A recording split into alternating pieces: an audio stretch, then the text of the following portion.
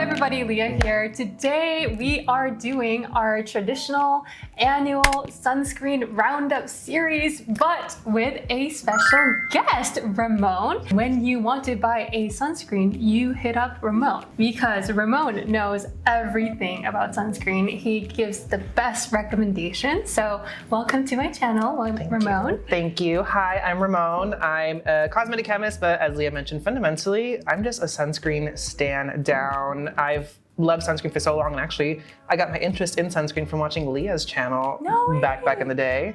So this is a very full circle moment for me. Ramon took me to sunscreen shopping in the UK. He just recommends like the best quality sunscreen, which some we've brought today to recommend it to you. We have these all kind of categorically put together. So we have specific categories for everyone, for every single need you might have on any single day. Wow, this is a sunscreen that you actually want to apply every single day because it doesn't feel stuffy or greasy, chalky on your face. This is from K-Skin. It's their Isle Glow Face Lotion SPF 45. With this one, again, it's daily wear. Daily wear to me just means it's not water and sweat resistant. It's not heavy duty. So this is like on the way to work, on the way to school. You can see it's a tinted chemical sunscreen, but the whole idea behind it is it gives your face that like glowy, illuminated primer finish. So you can wear it by itself and have a good glow, or it's a nice primer for makeup. Yeah, and that's Winnie Harlow's brand, like Supermodel. And actually have a couple other options from them as well. Yeah, it seems like it also has like some pearlescent.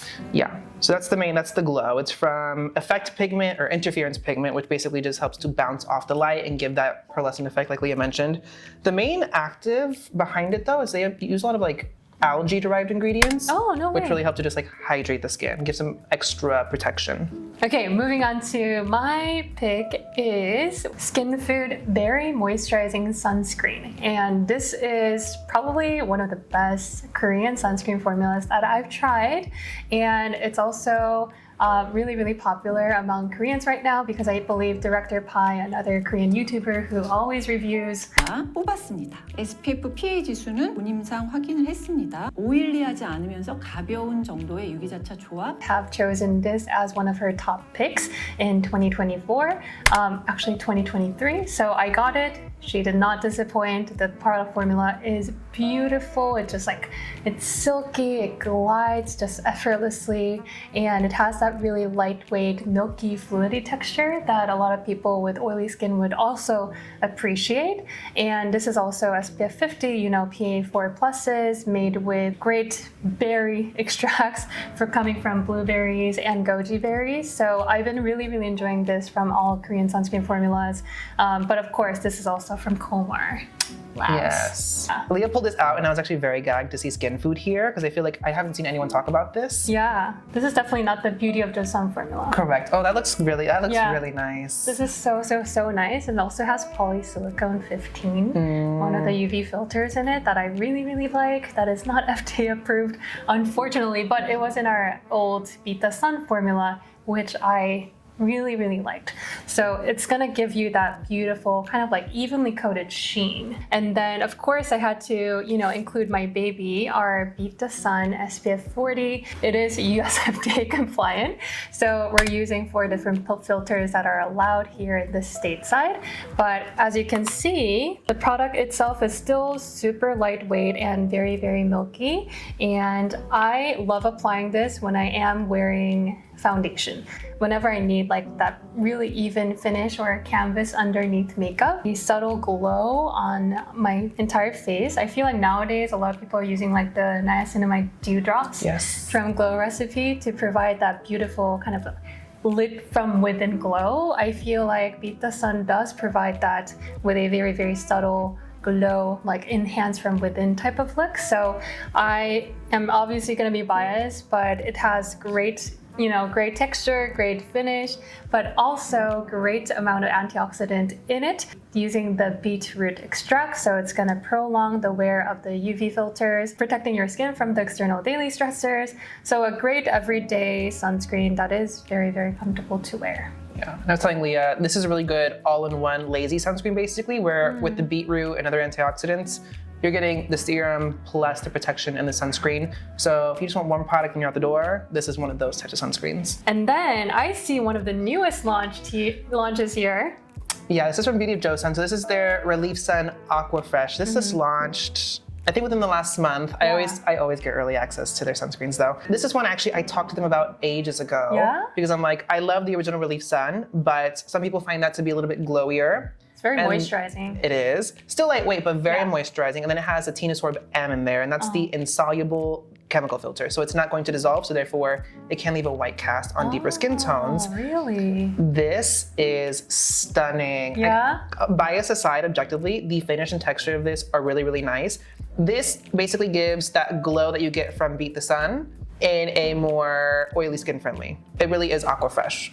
So this is really exciting. I've seen a lot of deep skin creators try this and it just looks stunning on them. Yeah, can I try the texture? Because Yes. I haven't tried this, but it seems like it's very well loved, as you guys can see. It's like almost flat.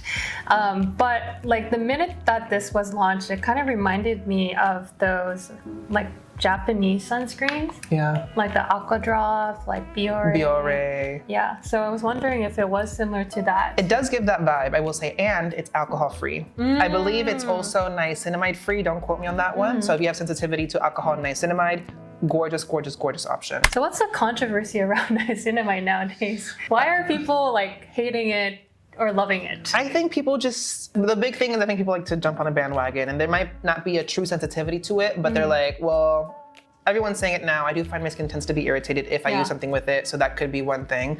The other part of it is it was just so present in a lot of products, and it normally was prior because it's a very beneficial ingredient, but I think people became very aware of it being everywhere, and on top of that, brands saw it selling really well, so they were like, let's put niacinamide in everything. So I think that didn't help the issue either. It's not a bad ingredient. Some people, it is possible to be sensitive to it, but I think people are doing too much. Yeah. Absolutely. I think since the niacinamide 10% from The Ordinary, the original kind of serum that blew niacinamide up to the hottest kid on the block, I can definitely see that a lot of the brands nowadays are claiming niacinamide at the forefront of the marketing or like the product claims. So I think people just are aware of it more. So you have another US sunscreen here in the daily wear group. Correct. This one, controversial fave. Why? Because here's the deal, I am very fortunate. The two big things that I can do with sunscreens is I can directly apply them over my eye area, no burning. And sunscreens rarely ever pill on me. This is a pillar, apparently, according to a lot of people, but I never have that issue. Why is she here? Oh, it doesn't pill on you. Correct, it doesn't pill on me. And I actually talked to Esther Olu, the melanin chemist, about this, and she's like, people are just putting way too much product on.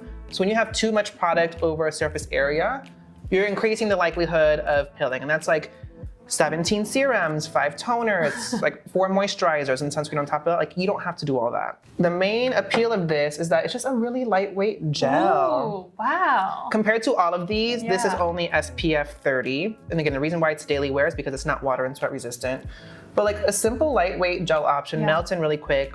Again, no white casts. And you can get this at Target. It's from Bioma. I don't know if I said Bioma. So it's like an affordable option, really elegant. It's not super high protection either, but it gets the job done. Yeah, I think maybe during the winter time, like as a replacement of your moisturizer for oily skin, I think this could be a great everyday protection. You would need to apply more to make sure that you're getting the advertised claim of SPF. Correct. And on top of that, it's a nice elegant option. So you want to apply a lot and you also want to reapply it. But to Leah's point, my other beef with Bioma is they give you the smallest doses with each pump. So I actually have to do like, I think 9 or 10 pumps of this for my full face. Wow. Speaking about how much you use, do you follow the 2-finger rule or do you follow the teaspoon rule? Like, how do you know how much you're applying that is appropriate? I listen to my heart. No, I did I'm gonna actually measure my face out, do all the math, figure that out. And that's why I know like a good visual marker. I have a very small face. I'm very petite in real life. So is Leah, that's why we're so cute. But no, I'm a very small person, so I don't need a lot. But I've seen people do it and they're like, oh no, I need like a full half teaspoon. So they got big faces, but not me. But I actually follow just like the 2-finger rule, or what I do is I just make sure that I apply in small amounts and layer maybe like 4 times. So that it kind of allows the sunscreen to apply, absorb, kind of set, apply, absorb, and then set, so that it doesn't either pill or you're not like literally rubbing forever. Yeah, and I'm actually, to Leah's point, specifically for these kind of textures like the Skin Food, Beat the Sun, the Aqua Relief Sun, I just do like little lines across my face, like a line across the cheeks and one for the forehead, and that's kind of like a finger rule. Okay, now we're moving on to another category. We have some great American sunscreen options, actually, in the mineral physical sunscreen space that are tinted. Yes, but disclaimer, they're still not going to be like deep skin friendly. A mineral sunscreen is a mineral sunscreen. But these are some really cute options for light, medium tan, that range. Do you want to start with the bubble? Yeah, actually, I didn't know this was Leah's favorite. I told her I wanted to do this one, and I was like, oh, you have it? She's like, this is my second tube of this. I love this. This is from Bubble. This is their +1 tinted mineral sunscreen, SPF 40. The big advantages for this is that this is 100% mineral. There's no, I believe there's no SPF boosters in here. Zinc oxide only. Yes, 15% zinc oxide in there. And the tint, you're saying that there's no SPF booster. No, so you know the controversy right now is butyl salicylate. I believe this doesn't have it in there. Yeah. Nor does it have any other booster. Give us the tea about this SPF booster that everyone, or... That's a newer controversy. So butyl salicylate, you can see it in the name. It has this like salicylate group, which basically makes it a very direct sister to octasalate, which is in a chemical sunscreen. Correct, a US FDA approved chemical sunscreen filter. And the structures are basically identical. It absorbs UV, but basically with butyl salicylate, it's not regulated or recognized as a UV filter directly. So you can actually use it to boost the SPF because it's helping to, again, absorb UVB. So you'll see it a lot in mineral sunscreens because it just helps to elevate that SPF while keeping an elegant texture. It is a point of contention because obviously the regulations, basically someone was like, it's a workaround, let's just not get it approved. But there is that need to create elegant, accessible mineral sunscreens. Yeah, of so course. It's one of those things. And in my opinion, a lot of research I've done has been in how to create high SPF, low mineral filter concentration tinted mineral sunscreens. There's a lot of random things that help absorb UV and can boost like plant extracts. Yeah. There's like a garlic extract. I hope turmeric is also another one. Like there's specific turmeric extracts or like components of turmeric that can help boost SPF as well. I think actually UVA. But do people have problem because it's not advertised correctly? Because they're claiming it as like mineral sunscreen, you know, more gentle for sensitive skin, but there's like a chemical sunscreen equivalent sister thing in it? The two things, it's on the ethical side of it, it's like technically there has to be regulatory work done to approve the usage of it as, again, it's technically a sunscreen filter to some degree. But on the other end of it, if you're sensitive to organic or chemical filters, you're going to have sensitivity if that's in a mineral sunscreen. Interesting. So this doesn't have it. It's a really beautiful tint. I was talking to Leah and we're both like, oh yeah, this is great for like those no makeup days. Yeah.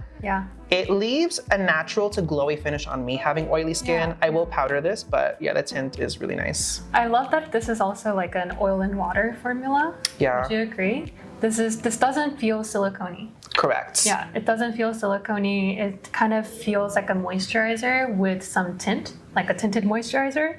So it feels very hydrating as you apply.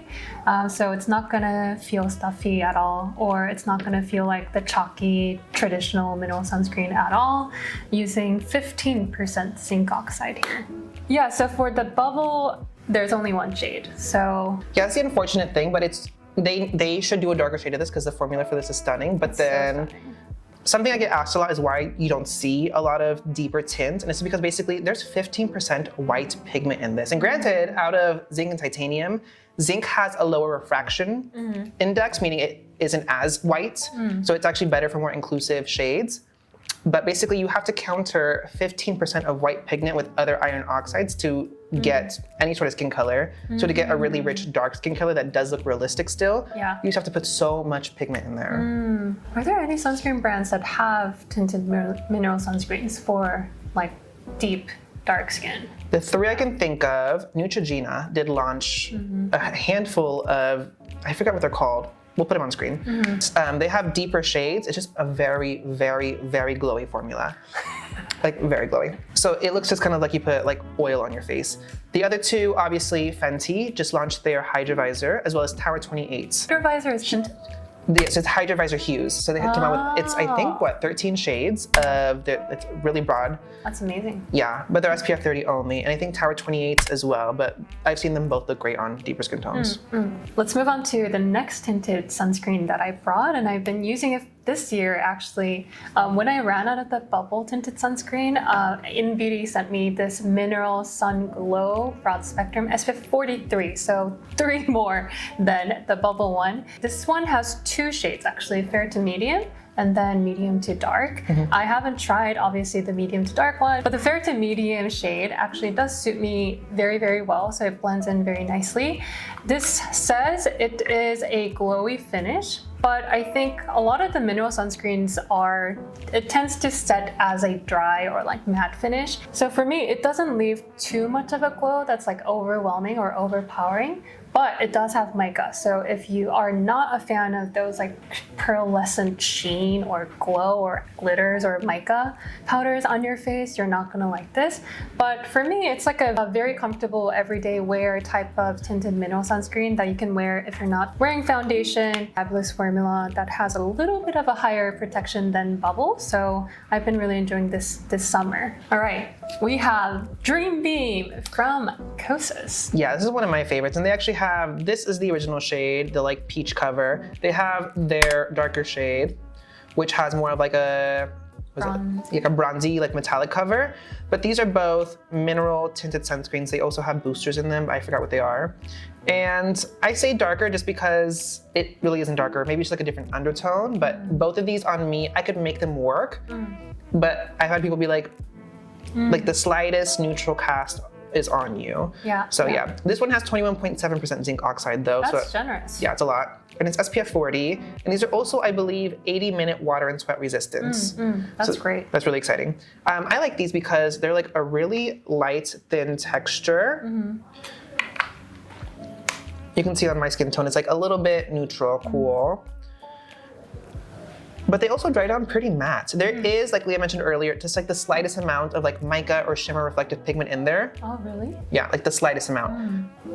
How does this compare to bubble, do you think? Thinner texture, more matte, more neutral. I think bubbles is like a little bit warmer. Yeah. And this is, again, water and sweat resistant. Also, I think double the price. Double the price. Maybe. Yeah, I think bubble was like... Bubble's like 20 something. Yeah, and this is close to 40. So those were 3 tinted mineral sunscreens. Do we have an untinted mineral sunscreen in our lineup today? No, we don't. Sorry. I always will prefer the tinted mineral sunscreen just because of that extra tint. The tint comes from something called iron oxides, which are actually the same pigments used to color foundations and concealers. Iron oxides are one of the few ingredients that are actually proven to protect from solar blue light. The main incentive is that if you're dealing with pigmentation, so more melanated skin types, iron oxides will help give basically an extra level of protection in helping to prevent pigmentation worsening. Oh, wow. Yeah. Wait, so solar blue light, is that visible light? Correct. So Yeah. you'll see it called visible light or HEVIS, like high energy visible light. That's a specific part of the visible light spectrum that's in the blue light range. So you see blue light talked about a lot, especially in regards to like our electronics. Yeah. Is that something that we should worry about or no? No, especially considering the amount of blue light produced by the sun is like exponentially higher. So that's really what the concern is from, is solar blue light. So I guess iron oxide also does have more benefits than just adding more color or tint to it. Correct. Okay, we're gonna move on to the next category. Which category should we call this? This is gonna be our heavy duty water sweat resistant options. I love that. But the first pick that I brought today, which was actually recommended by Ramon here, that we bought together in the UK, and I have never heard of this brand before. It's Raman P20. Yeah. Is it Raman? I think it's Raman or Ryman. I actually never got confirmation on that. Yeah. This is Raman P20 Urban Shield. It says Urban Shield, but I actually take this to the beach when I'm surfing, when I'm just out and about doing outdoor activity, hiking, a lot of sun, a lot of daylight type of situation. Why? Because this claims to be very water resistant. It actually has very in the product claim, and apparently, according to Ramon, it has a lot of substantiation to that claim. There's a couple EU brands that, like Raman and Evi Technology is the other one, that they have specific hour resistant claims on them. I believe Raman is 10 hour, Evi is 8 hours. And I know for a fact Evi, they've done the SPF test after 8 hours of activity and wear and tear, and they're like, no, our product still maintains SPF 50 plus protection. Raman is very similar, but on top of that, they also have ultra high UVA protection values as well. I believe the UVA PF for this, it's the max, I think. Correct. It's like 50, 40 something, which is really, really high. As you said, this product does claim that it protects up to 10 hours. And I think the sunscreen norm, especially in the stateside, the FDA regulation or FDA mandates you to say that apply or like reapply sunscreen every 2 hours, because the minute you apply sunscreen, the effectiveness will kind of like plateau and then dip as you wear it throughout the day. So it is definitely best to reapply sunscreen. But this product is claiming that no, you don't need to reapply sunscreen in the 10-hour time frame. They still recommend it. They still recommend it. Like, you know, we're not gonna, just in case, just reapply. But they do have, like, if you aren't able to, you forget to, you have really good protection values, basically semi-guaranteed for up to 10 hours. It's more on the heavy duty side, or like traditional sunscreen texture that you would imagine. It's kind of thicker, creamier. It will kind of leave a minimal white cast to darker skin tone. Yeah. I wouldn't say this is like completely non-white cast, even though this uses only organic sunscreens. Yeah, I believe there are at least 2 insoluble chemical filters in there though. So again, they're not dissolving, they're staying as white powder, it's just suspended in the formula, and therefore white powder on deeper skin tones, white cast. Just warning you about that. But other than that, this has been a really, really great sunscreen for me. Yeah, and again, this is only available in Europe. If you're in the US, I don't know where you can get this from. We bought this at Boots when we were in London together. Yeah. If you ever want to buy European sunscreens, which we have a couple later on in this, Care 2 Beauty is a good. Care 2 Beauty? Yeah, Care, the number 2 Beauty is a good website. The next heavy duty sunscreen here. Yes, these are American sunscreens. So you can buy these at Target, Walmart, Walgreens. And I personally like these. 2 of them specifically for me are like matte options. This one, which we'll start with, this is from Naturium, the UV Reflect one. This, I get it to, if I only just put this on, it sets down and it's a very natural satin finish on me. People disagree with me. I'm built different is what I'm trying to say. But yeah, these all 3 are water and sweat resistant. This one from Naturium, it's a UV Reflect. It's a nice milky texture, super lightweight. Yeah. What I like about it is that it has a nice light texture, sets down quick.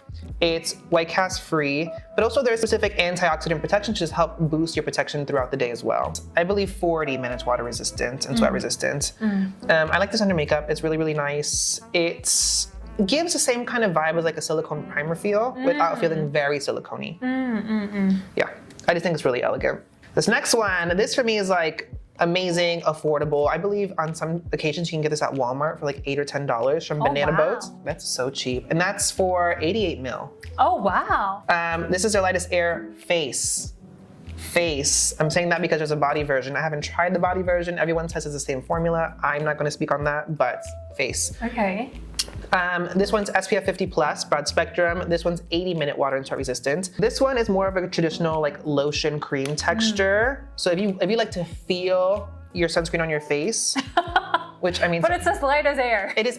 No, I guarantee it is lightest air. But I mean, some people, if the sunscreen doesn't feel a certain way, for them they're like, oh, it's not working. Yeah. So if you have a sensorial, tactile thing where like, no, I want to feel a little bit more like a moisturized, like moisturizer texture. This is the one. I say that though, but it really is light as air. It kind of feels whipped when you apply it. Melts in super quick. No white cast. The main caveat is this one does have fragrance. So if you're more, I can definitely smell the Banana Boat. Yeah, it's like a fragrance, scent. yeah. If you have more sensitive or sensitized skin, this will irritate. I will say that. I don't have an issue with that. Dries down and sets down super quick. You don't have a shiny, greasy finish to me. This dries down very natural on oily skin. And if you deal with sunscreen burning your eyes, generally a water and sweat resistant option, it has a lower likelihood of doing that because the whole point of these types of sunscreens is they're supposed to set down and adhere to the skin very well to prevent the sunscreen from running. And so therefore not running into your eyes. 80-minute water resistant claim is pretty generous, I think. Correct. And especially just for how elegant it is. Yeah. Well done, Banana Boat. Yeah. I actually have never bought a Banana Boat sunscreen. Until now. Up until now. So next option is actually one of my all-time favorite sunscreens, and also Really?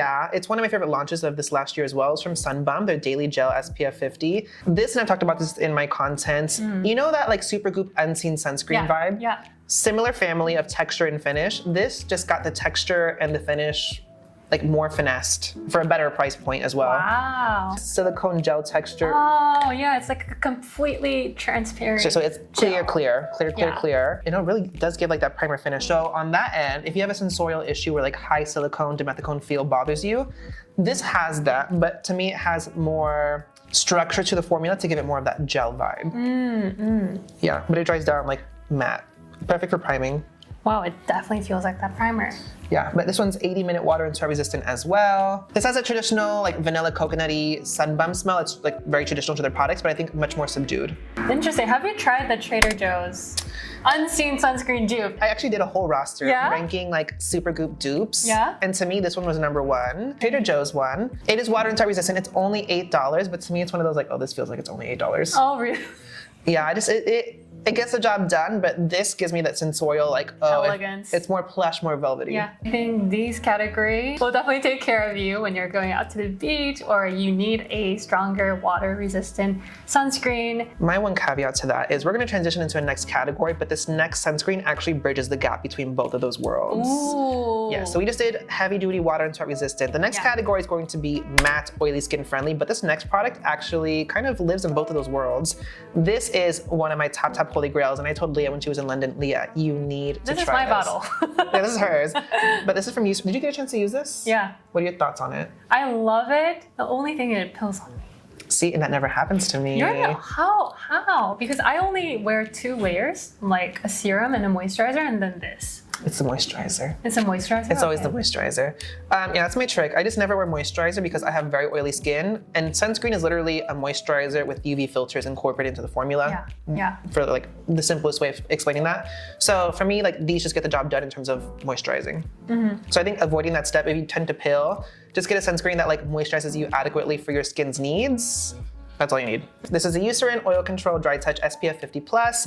This is, I believe, 40 minutes water and sweat resistance. This is just such a beautiful, elegant, matte sunscreen option. So to clarify, this is the European formula. In the US, they did launch an oil control version that I complained about. They changed the name of it now in the US because that sunscreen was not matte, was not oil control. So if you want this specific version, you have to get it out of Europe, which you can do from Care to Beauty. If you're in Europe, you can get it at Boots. This one, I found it interesting because normally a lot of the oily and matte finished formulas are in a fluid or gel type that feels super powdery, but this is like a traditional kind of sun cream. Yeah. So as you apply it, it actually feels like you're applying a moisturizer. It is very nourishing and moisturizing at first, kind of settles down to a very semi-matte to matte finish.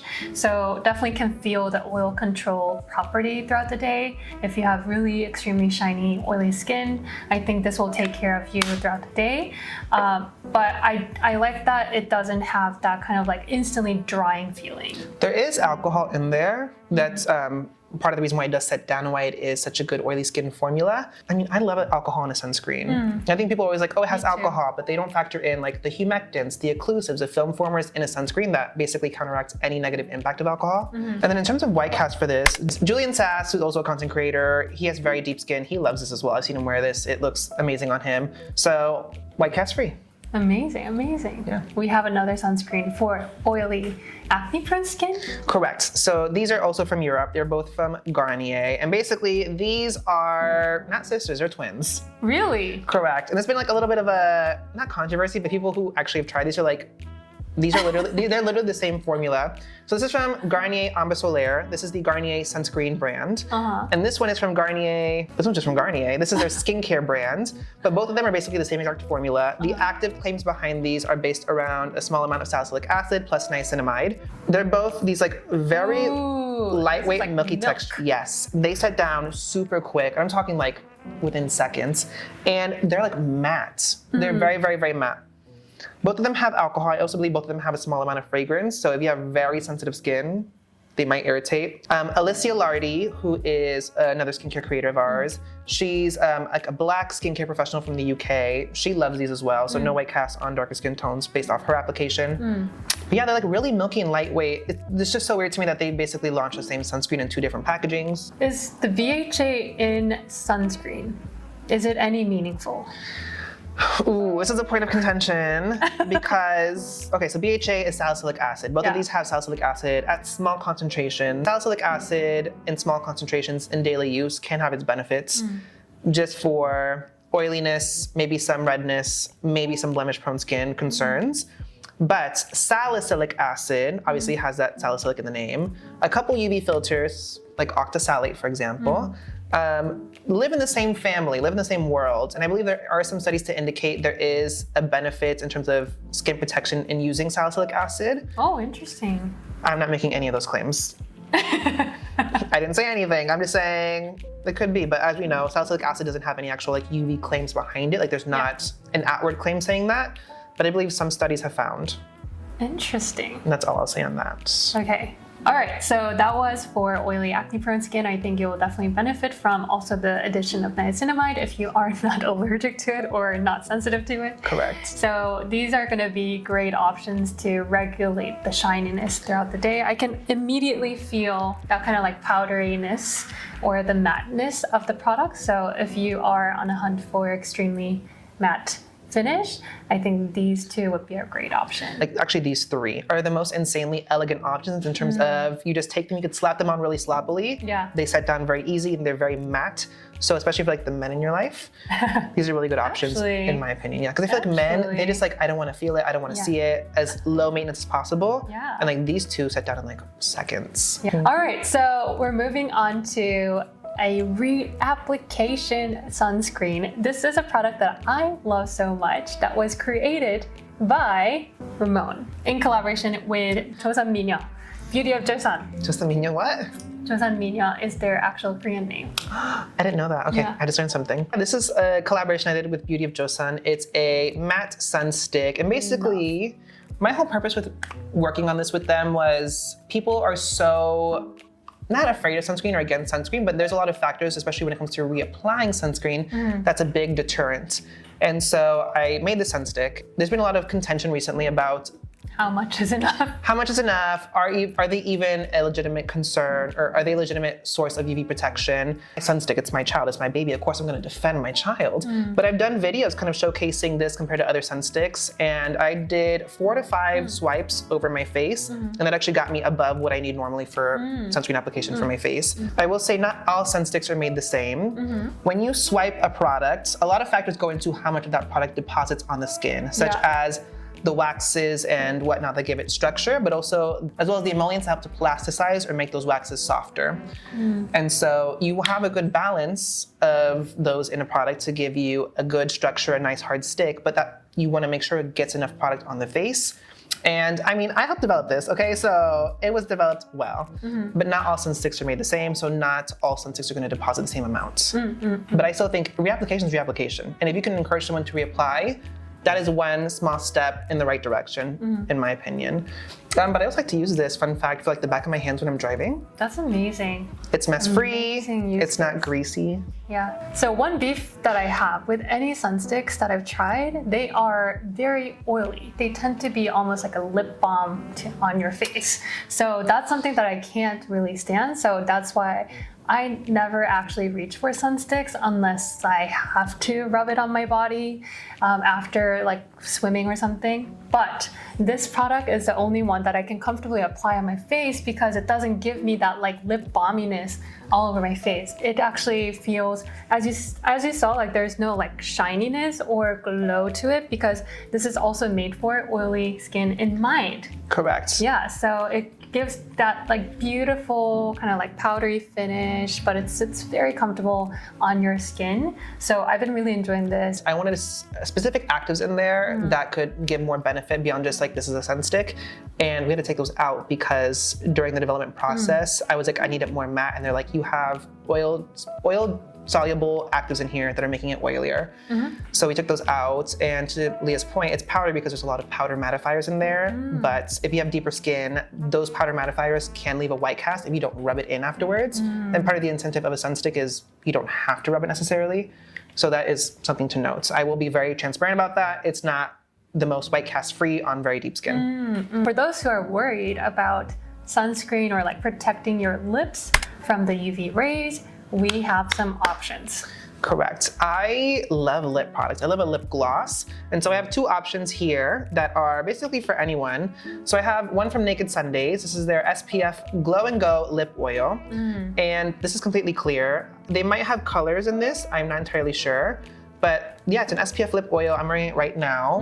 It goes on the beautiful. It's stunning. I always get compliments on this because you put it on and when it just melts into your lip, it's just like a really nice hyper gloss sheen. My one beef with this is it has this very flat applicator that's so flimsy. I was expecting a chubby doe fit. And it's not. And it's, I mean, it gets the job done. And like you can just like lay it on the lip and slide it. It deposits the product nicely. But like Liah said, I want a doe foot. I need that. Another option I have is from, again, K-Skin. This is their Isle Lip Balm SPF 30. I specifically like the color Ivory Rose. Oh, this is tinted? Yes. Tinted?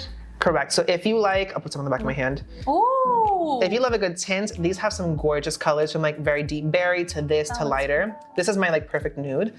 But they also have a clear. So if you don't like a doe foot applicator, for example, for the man in your life, they don't like a lip gloss, this is just one of those squeezy tube lip balms. It goes on super easy, really beautiful gloss and sheen on the lip as well.